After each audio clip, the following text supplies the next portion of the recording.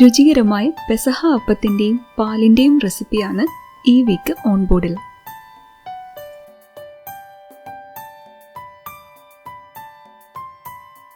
ആദ്യം നമുക്ക് അപ്പം പ്രിപ്പയർ ചെയ്യാം. അപ്പത്തിന് പച്ചരിയോ അരിപ്പൊടിയോ യൂസ് ചെയ്യാവുന്നതാണ്. അരിപ്പൊടി യൂസ് ചെയ്തുണ്ടാക്കുന്ന അപ്പത്തിൻ്റെ ടെക്സ്ചറാണ് ഇവിടെ എല്ലാവർക്കും ഇഷ്ടം. ഒരു വലിയ അപ്പം ഉണ്ടാക്കാനായി 1 കപ്പ് അരിപ്പൊടി എടുക്കാം. അത്രത്തോളം തന്നെ തേങ്ങാപ്പീരിയും വേണം. 1 കപ്പ് അരിപ്പൊടിക്ക് 1/4 കപ്പ് ഉഴുന്നെടുക്കാം. കഴുകി 2 മണിക്കൂർ കുതിർത്തെടുത്ത ഉഴുന്നാണിത്. 4 ചെറിയുള്ളിയോ അല്ലെങ്കിൽ അത്രയും അളവിൽ സവോളയുടെ ഒരു പീസോ എടുക്കാം. വെളുത്തുള്ളിയുടെ വലിയൊരല്ലിയും വേണം. ജീരകവും ഫ്ലേവറൊക്കെ ബാലൻസ് ചെയ്യാനായി 1 ടീസ്പൂൺ ഷുഗറും 1/2 ടീസ്പൂൺ ഉപ്പും കൂടെ വേണം അപ്പത്തിന്. നെക്സ്റ്റ് എടുത്തിട്ടുള്ളതിൽ പകുതി തേങ്ങാപ്പീരിയും ഉഴുന്നും ഓണിയനും ഗാർലിക്കും ക്യുമിനും ഷുഗറും സോൾട്ടും കൂടെ 1/2 കപ്പ് വെള്ളത്തിൽ ഇളക്കി മിക്സിയിൽ അരച്ചെടുക്കാം.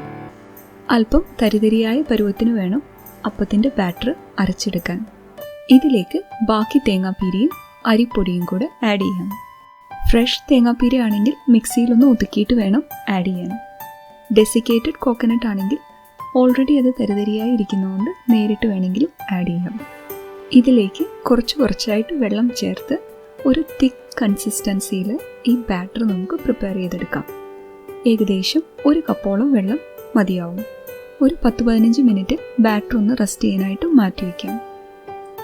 ഈ സമയം അപ്പം കുക്ക് ചെയ്യാനുള്ള വെള്ളം തിളപ്പിക്കാം. സ്റ്റീം ചെയ്യാൻ പറ്റുന്ന ഒരു പരന്ന പാത്രത്തിലേക്ക് അല്പം എണ്ണ തടവി കൊടുക്കാം. ഇതിലേക്ക് ബാറ്റർ ഒന്ന് സ്പ്രെഡ് ചെയ്ത് കൊടുക്കാം.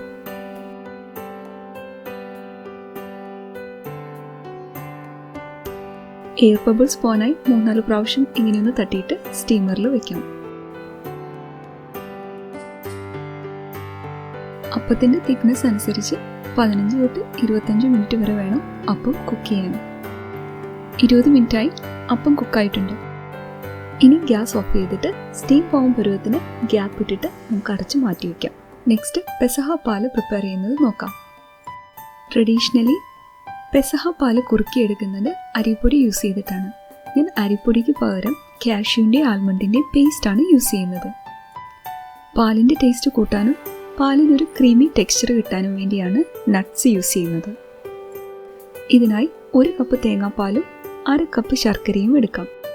1/4 കപ്പ് കാഷ്യൂവും 1/4 കപ്പ് ആൽമണ്ട്സും ഒരു 10 മിനിറ്റ് ചൂടുവെള്ളത്തിൽ കുതിർത്ത് ആൽമണ്ട്സിൻ്റെ തൊലി കളഞ്ഞെടുക്കാം. പാലിന് നല്ല ഫ്ലേവർ കിട്ടാനായി 1/2 ടീസ്പൂൺ ജീരകവും 1/4 ടീസ്പൂൺ ചുക്ക് പൊടിച്ചതും 1/4 ടീസ്പൂൺ ഏലക്ക പൊടിച്ചതും എടുക്കാം. നെക്സ്റ്റ് നട്ട്സിലോട്ട് പകുതി തേങ്ങാപ്പാൽ ഒഴിച്ച് നല്ല പേസ്റ്റ് പരുവത്തിന് അരച്ചെടുക്കണം. ഇനി പാല് പ്രിപ്പയർ ചെയ്യാനായി ഒരു പാൻ വയ്ക്കാം.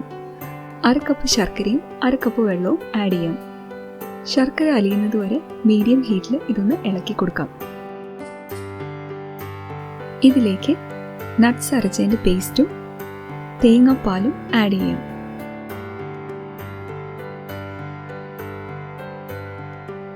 ഒന്ന് തിളച്ചതിന് ശേഷം തീ കുറച്ചിട്ട് ഒരു 4-5 മിനിറ്റ് ചെറിയ തീയിൽ ഇതൊന്ന് സിമ്മർ ചെയ്യണം. ഇടയ്ക്കിടയ്ക്ക് ഇളക്കി കൊടുക്കാനും മറക്കരുത്. പാലിന് ഒരു റണ്ണി കൺസിസ്റ്റൻസി ആയിരിക്കണം. ഇത് ആറുമ്പോൾ ഒന്നുകൂടെ തിക്കായിക്കോളും. ഇനി ഗ്യാസ് ഓഫ് ചെയ്യാം. അപ്പം സെർവ് ചെയ്യാനുള്ള പ്ലേറ്റിലോട്ട് മാറ്റാം. പെസഹായുടെ അന്ന് ഈ അപ്പം ഉണ്ടാക്കുമ്പോൾ ഇതിൽ കുരുത്തോലയുടെ ഒരു കുരിശ് വെച്ചാണ് ആദ്യത്തെ അപ്പം കുക്ക് ചെയ്തെടുക്കുന്നത്. പെസഹ അപ്പവും പാലും ട്രൈ ചെയ്തിട്ട് കമൻസൊക്കെ ഫീഡ്ബാക്കായിട്ട് അറിയിക്കാൻ മറക്കില്ലല്ലോ. Thank you for watching. See U.